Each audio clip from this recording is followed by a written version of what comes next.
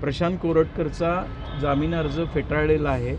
जामीन अर्ज फेटाळल्यानंतर त्यांनी पुन्हा एक नवीन विनंती कोर्टाला केली होती की आत्तापर्यंत आपल्याला अंतरिम जामीन आहे तो 7 दिवसासाठी कंटिन्यू करावा।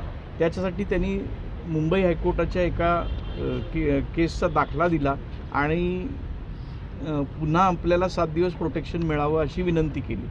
त्यावरती युक्तिवादात असं सांगितलं की त्यातल्या फॅक्ट्स वेगळ्या आहेत। त्यावेळेला आरोपी कोर्टासमोर हजर होता, इथे तशी परिस्थिती नाही आहे, त्यामुळं हा अर्ज मंजूर करायचं कारण नाही आणि एकदा तुम्ही त्याला जामीन द्यायचा नाही असं ठरवल्यानंतर पुन्हा परत जामीन देणं हे चुकीचं ठरेल। ते कोर्टानं मान्य केलं आणि जामीन अर्ज फेटाळला आणि पुन्हा जे प्रोटेक्शन मागितलं होतं तेही फेटाळलेलं आहे। म्हणजे प्रशांत कोरटकरच्या अटकेचा मार्ग आता मोकळा झाला। प्रशांत कोरटकरच्या अटकेचा मार्ग मोकळा झालेला आहे। या सगळ्या ऑर्डरमध्ये काही अटी वगैरे काय घालण्यात आलेल्या आहेत का? नाही, त्या पाहायला नाही मिळालेल्या अजून। आत्ता नुसतं जाहीर केलेलं आहे। ते कोर्टची ऑर्डर उद्या अपलोड होईल आणि उद्या अपलोड झाल्यानंतर ती पाहायला मिळेल। अजून या विषयामध्ये संवेदनशील असं दिसतं कारण हा विषय संवेदनशील होता, संवेदनशील होता आणि सगळ्या महाराष्ट्राचं त्याच्याकडे लक्ष लागलेलं होतं आणि राष्ट्रपुरुषांविषयी काही उद्गार काढणं हे योग्य नाही असं वाटलं असावं।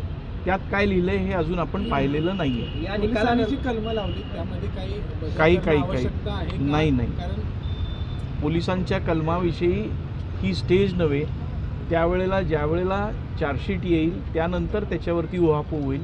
आजच्या घडीला त्याच्याबद्दल विचार करायचं काही कारण नाही। या निकालानंतर जर त्यांनी हायकोर्टात धाव घेतली तर अटकेपासून संरक्षण त्यांना मिळू शकतं का? काय नेमकी तांत्रिक ती मुंबई उच्च न्यायालयाच्या डिस्क्रिशनचा भाग आहे आणि मुंबई उच्च न्यायालय ठरवेल त्याच्यावरती काय करावं।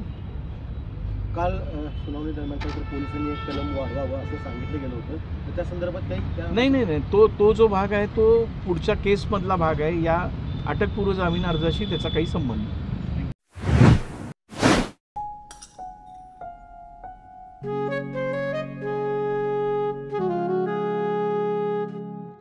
बाबा, आज येताना बासुंदी घेऊन या ना।